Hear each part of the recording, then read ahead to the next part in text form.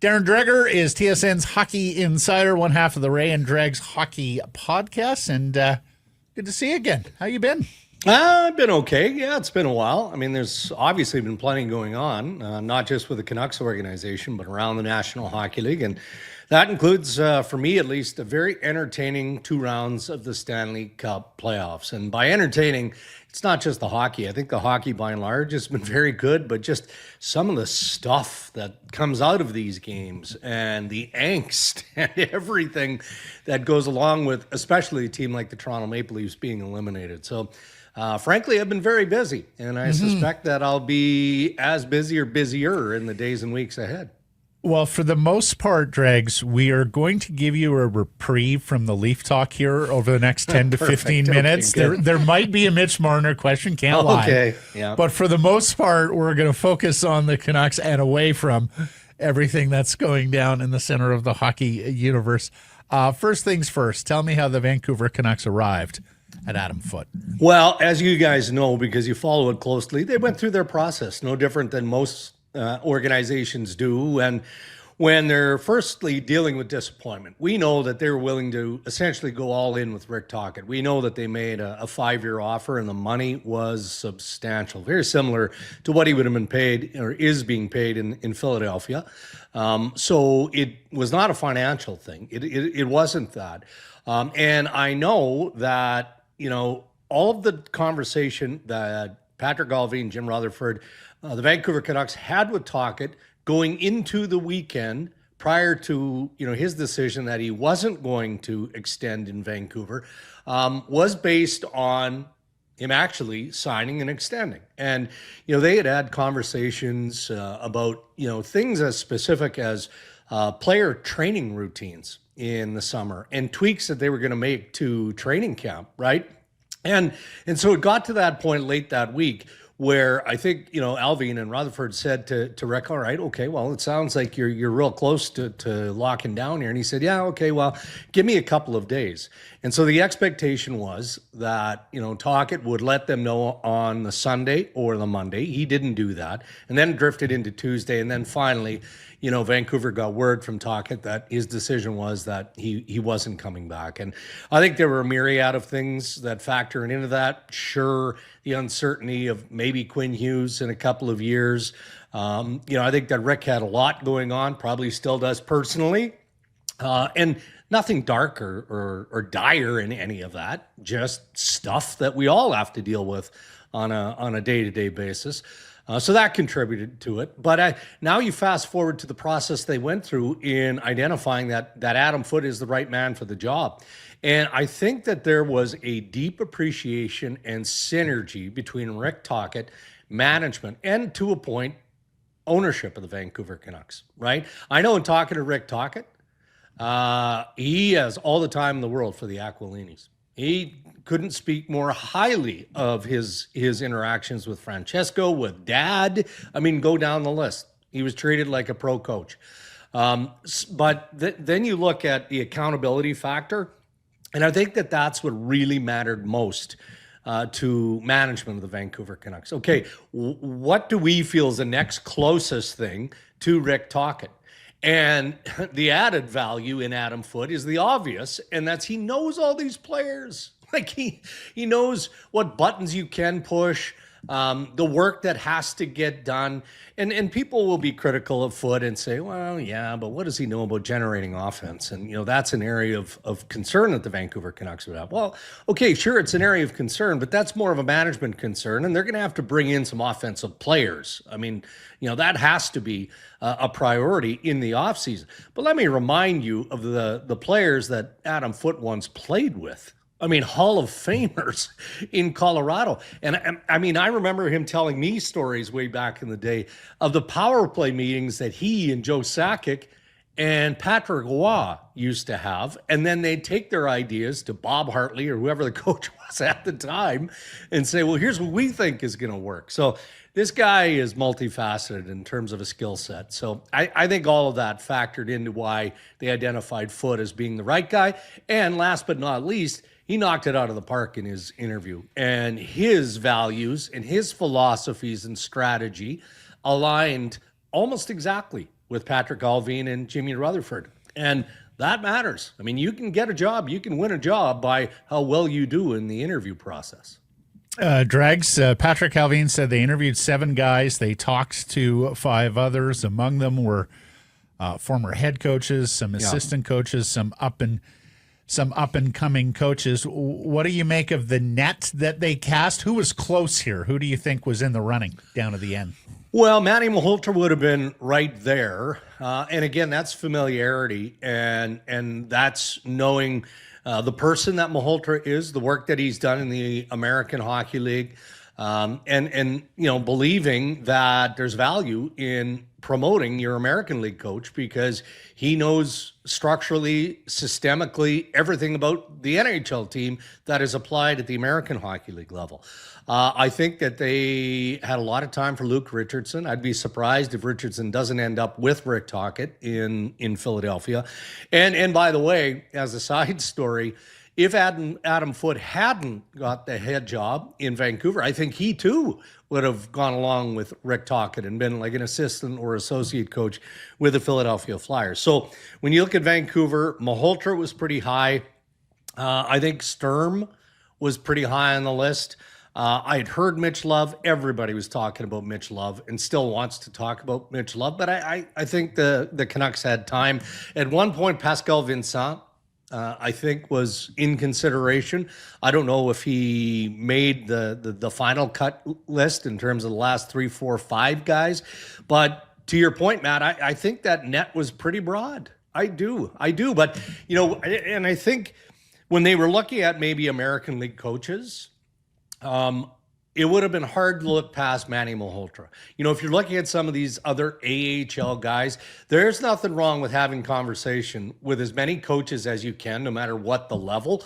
Because, look, Adam Foote's contract is, I believe, 3 years, right? So who knows what's going to happen in the next 3 years. But, hey, if it doesn't work out, then maybe one of the guys that you talk to in this process, as a bit more experience, maybe he's got an elevated position and maybe that person is available. So this was a pretty aggressive approach, I would say. Dregs, did Rick Tocchet getting hired in Philly expedite the Canucks process in any way? Because you mentioned there that there pretty much was a standing offer for Adam Foote to join Rick Tocchet. If the Canucks were going through the process, it kind of felt like they reached their conclusion a little sooner than some thought. And I wonder, was it because they were worried that Foote was going to bolt for Philadelphia? I don't know that, J-Pat. I don't. I know, again, as this process kind of got to about the middle ground, it was expected that Adam Foote would be on the list of the individuals that they were going to interview. So that didn't surprise me. And then they go through another round and didn't surprise me that he was there. But I think amid some of the other names that had been bandied about, I'm not sure that I would have put, with all due respect to Foote, I don't think that I would have put him top 2. And the conversations that I had was mostly around the high praise centered on Manny Malhotra. So that's why, again, I'm repeating myself. I want to go back to that interview process. And again, without knowing this, would I be surprised if the question in the interview process was asked of Adam, hey, like if you don't end up getting the head job here, what's your plan? What sort of opportunities are you going to pursue? It may have come up in those conversations, and maybe that was enough when you put all the factors into that pile, right? And you love the character of the man. You like the communication skill set and the connection that he has. You like what you see and how he's coached your young defense. And now you're looking at the bigger picture and you're like, okay, well, he'd be a real good 1-2 punch if we're going to promote Manny Malhotra, until he isn't and he's gone. And then you're like, geez, we may have missed the boat there. So that could have factored into their final call. Well, it's interesting that you mentioned Luke Richardson, because that was a name I wondered a little bit about, because Adam Foote played with Luke Richardson in Columbus, so there is a natural tie there. It's interesting that Manny Malhotra was also on that Blue Jackets team, but Luke Richardson, like Adam Foote, cut from the same sort of defensive cloth. He doesn't address the issues up front, but you think he's going to wind up in Philly?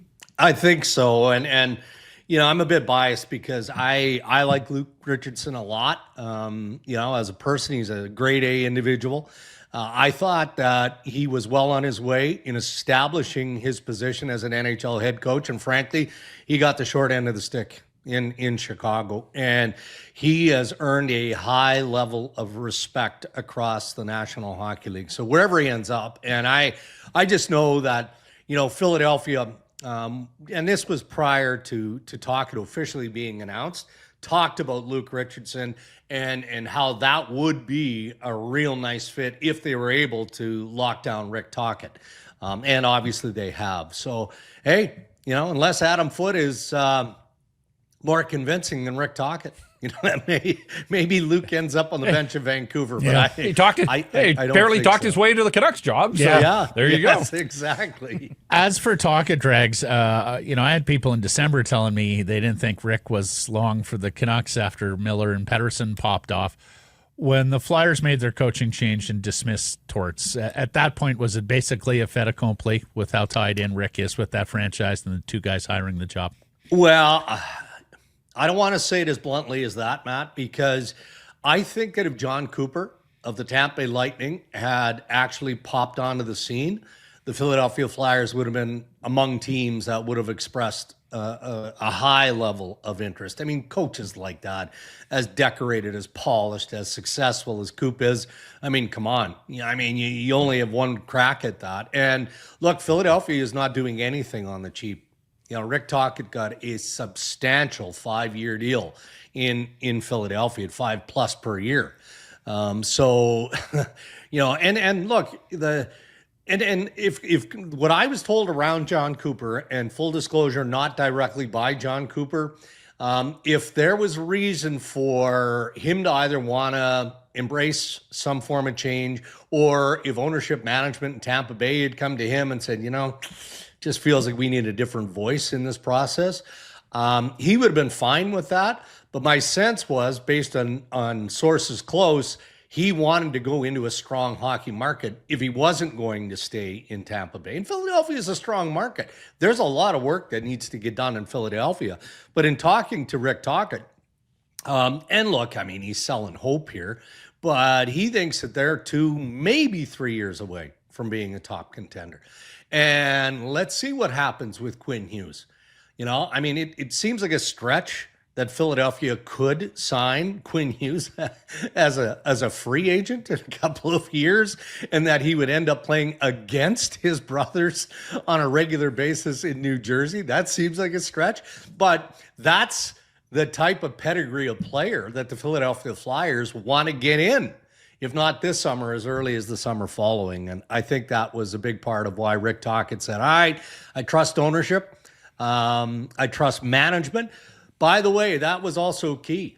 I'm not sure exactly, what does Patrick have left? A year, 2 as general manager in Vancouver? Tocchet was courted by not just Philadelphia. Seattle liked the idea of Rick Tocchet. And I believe Seattle offered him a contract. He could and would not do that to the Vancouver Canucks. He would not, even though he's got a long history with Jason Botterill, who's now the general manager, he wouldn't do that. So he had other options, but at the end of the day, he looked at Philadelphia. He sees Jones with a long-term deal. He sees Briere with a long-term deal, and less certainty around the Vancouver Canucks and maybe some other spots. And he sees a practice facility too, apparently, which was important to him. Yeah, it is. I'm sure he's hoping he sees some saves, though. He is going to need some saves there. Alain Vigneault always saw this. Great goalies make for great head coaches. Yeah. Are you hearing anything on Foote staff and the assistants, Drex? No, relatively quiet, and that's not to say that he isn't making progress. Again, it's always a delicate one, right? You either have a fit and a history with guys, or we're going into the conference finals here. There's still highly, highly qualified guys available, guys who are qualified for NHL jobs that are still vacant. I look at that. Well, Toronto Maple Leafs just eliminated.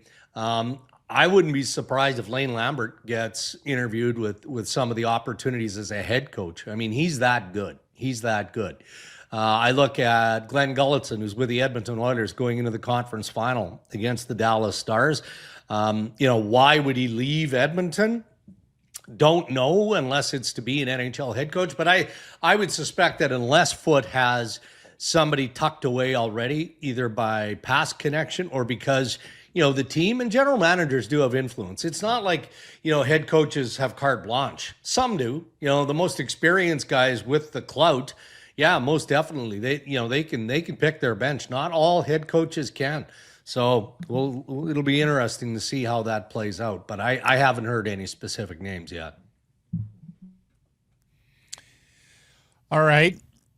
Here's the big question. Well, let me first. No, first we're going to ask the Vancouver. You got one more reprieve here on anything Leaf, but Rutherford was on radio last week saying they intend to be aggressive. He even said, "Hey, we'll be involved in free agency if we have cap space available." Dregs, they got like $15 million in cap space.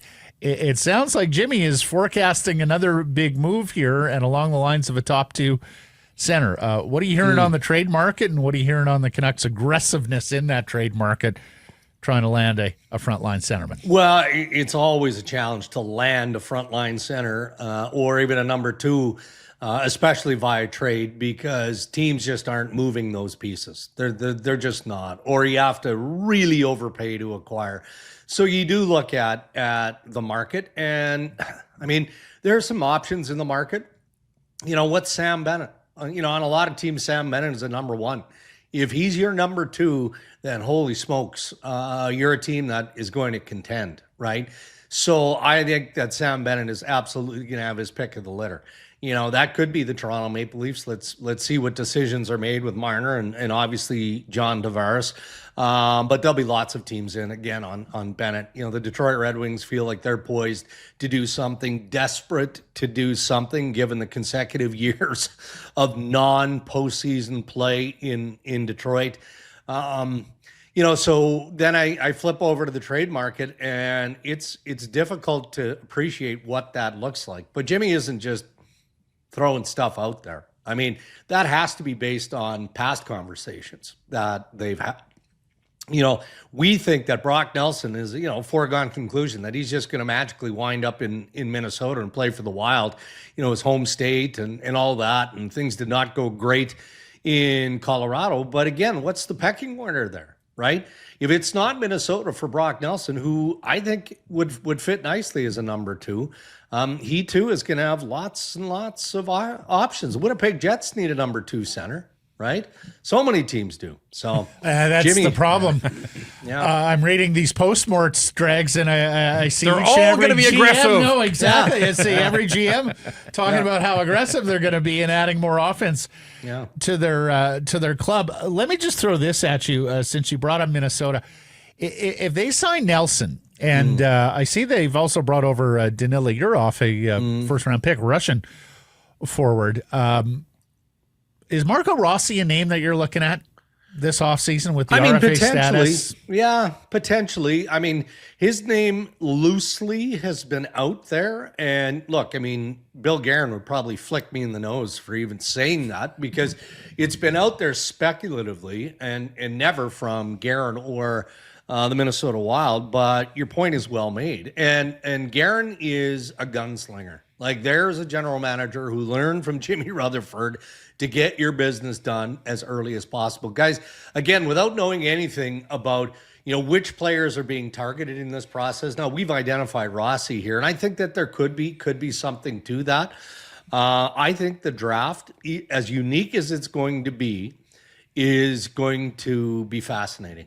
I think that the trades are going to be plentiful. It's going to be more complicated, but it's no different than the trade deadline. You can make trades over a phone, and that's exactly what is going to happen. But I think that we're going to see some significant pieces get moved around the NHL draft. Just not going to get that drama of guys wandering to the other bad. guy's table. Oh, it's too bad. That was it's a one-off, in my opinion. It's a one-off. They'll go back to the old way next year. I hope you're right. Okay, lastly here, I took you 20 good minutes here without asking anything Toronto Maple Leafs related. That's fine. Are you buying all the talk that Marner is going to wind up in a less spotlight fishbowl market? Not entirely. So I listen to the media availability today. I mean, what do you expect? after they've cleaned out their lockers. I mean, they're saying what, some of it is honest and some of it is heartfelt. But who's kidding who? They're just trying not to poke the bear on their way out, and they're trying to get out as quickly as possible. I think that even though Marner has always played in a fishbowl, you look at his major junior career in London, that's a fishbowl because hold on a sec. You're expected to perform, deliver at the highest level for the Hunters. And he did, right? Look at all the great players that have come from the London Knights.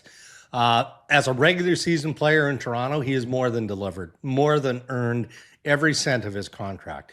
The criticism comes with the territory in the playoffs. He's not alone, yet in this market of Toronto, he is the poster boy. He's the whipping boy. And I would say this confidently, grossly unfair. Grossly unfair. Has he had enough? Well, I saw a post on X the other day from somebody, I don't know what the account was, but actually published his home address.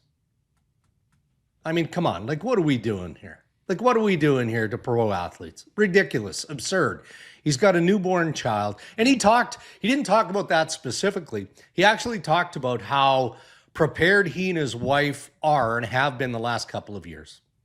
Just for managing that kind of nonsense in a Canadian market. So he doesn't seem like he's overwhelmed by it, but I think that privately he might be a little bit more personal and say, yeah, I don't know that I want to raise a family in that type of environment. So look, I mean, isn't that the beauty of being an unrestricted free agent though?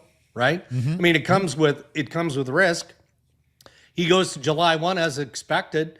Yeah, sure, it'd be great if he could circle back to the Leafs and say, okay, well, I'm getting 14 and a half on the open market. If you're willing to give me 13 and a half, I'll stay in Toronto. Well, maybe Toronto doesn't have that 13 plus on July 1st because they're looking at Bennett or they're looking at an Ekblad Bennett pack or something like that. Yeah. So... Anyway. And I'll say this, our ear has to get accustomed to 13, 14 million drags. Those are not numbers we have bandied about very often in the NHL, but I suspect we'll see some of them. Well, here's another guy, by the way. We had a conversation a couple of minutes ago about number 2 centers. John Tavares made it abundantly clear that he wants to stay in Toronto in his media availability today, and he talked about the positive conversation that he had today or yesterday with Brad Treliving and his head coach, Craig Berube.